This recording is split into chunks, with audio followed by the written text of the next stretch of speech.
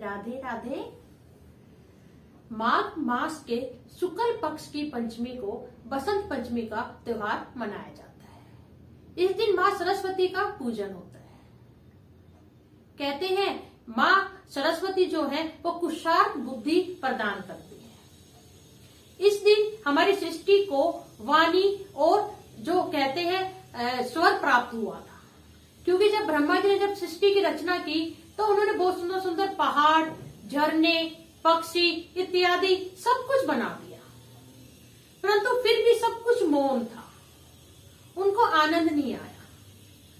तो जैसे सरस्वती माता की उत्पत्ति हुई, माता ने जैसे अपनी वीणा के तार छेड़े, तभी प्रकृति में हमें सुंदर सुंदर मधुर संगीत सुनाई देने लगा। तो इससे ही आप जान सकते हैं कि सरस्वती माता हमारी सृष्टि के लिए, हमारी अच्छी बुद्धि के लिए कितनी बड़ी उपयोगी उनकी भक्ति सिद्ध हो सकती है। माता सरस्वती को प्रसन्न करने के क्या क्या उपाय हैं बसंत पंचमी को, यह जान लेते हैं।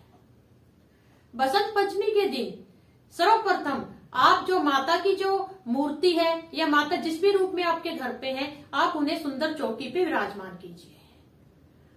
अगर वे स्नान करने की मूर्ति है तो उन्हें आप स्नान कराइए, नहीं तो गंगा जल से छींटे मार के उनको स्नान कराइए।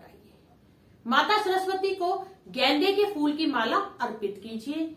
श्वेत वस्त्र माता धारण करती हैं, वे श्वेत वस्त्र माता जी को हाथ जोड़ के प्रदान कीजिए। माता को भोग के रूप में सफेद और जो पीली मिठाई है वह अत्यंत प्रिय है। आप मीठे चावल हल्दी डाल के केसर के रंग में जरूर बनाइए बसंत पंचमी के दिन को। माता रानी को खीर का भोग लगाइए, मालपुए का भोग लगाइए और जो भी ऋतु फल है उसका आप माता सरस्वती जी को भोग लगाइए। माता जो सरस्वती है वह विद्यार्थियों की भी बहुत ही बड़ी देवी है। माता सरस्वती का चित्र आपके स्टडी रूम में, आपके बच्चों की स्टडी टेबल के बिल्कुल सामने होना चाहिए।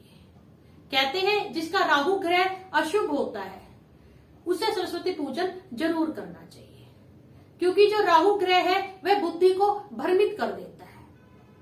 और माता सरस्वती जी अच्छी बुद्धि की स्वामिनी है। जिसने माता सरस्वती का आह्वान कर लिया उसकी बुद्धि कभी दूषित हो ही नहीं सकती। अब मैं कुछ माता सरस्वती के चमत्कार आप लोगों के साथ शेयर करना चाहती हूँ।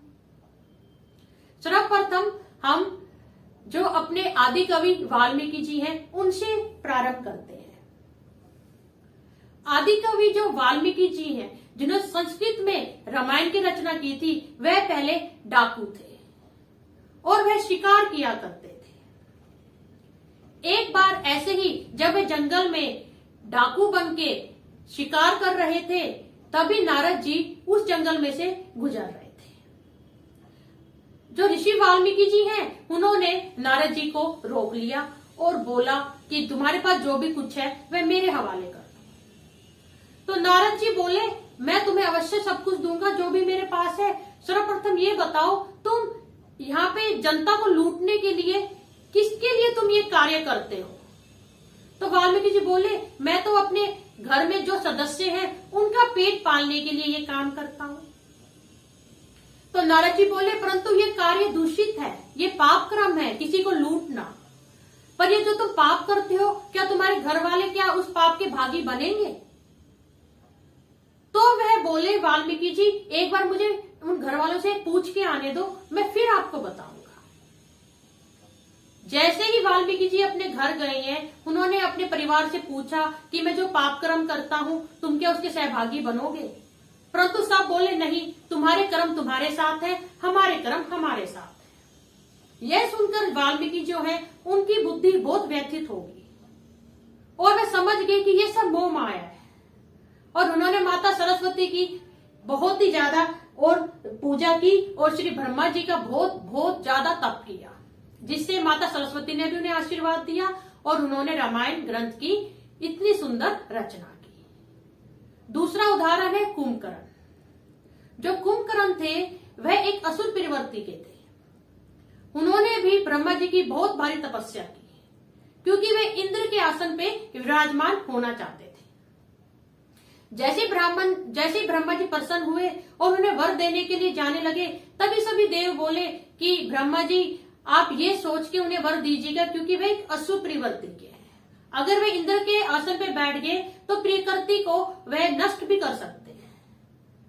तो फिर माता सरस्वती की सबने सहायता मांगी और माता सरस्वती जो कुंभकर्ण थे उनकी जीवा पे विराजमान होगी।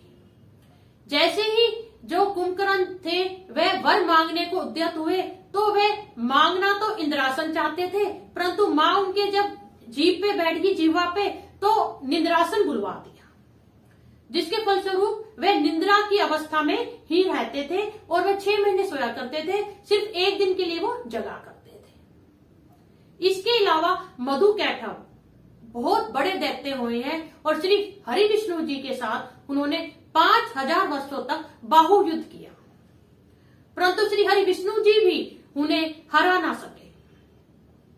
तो श्री हरि विष्णु जी ने भी माता सरस्वती की सहायता ली और माता सरस्वती ने वह जो दोनों दुर्बुद्धि दैत्य थे उनके मस्तिष्क बदल दिए और वे श्री हरि विष्णु को बोलने लगे कि हम तो तुम्हारी वीरता को देख के अति प्रसन्न है, तुम कोई भी वर मांग लो।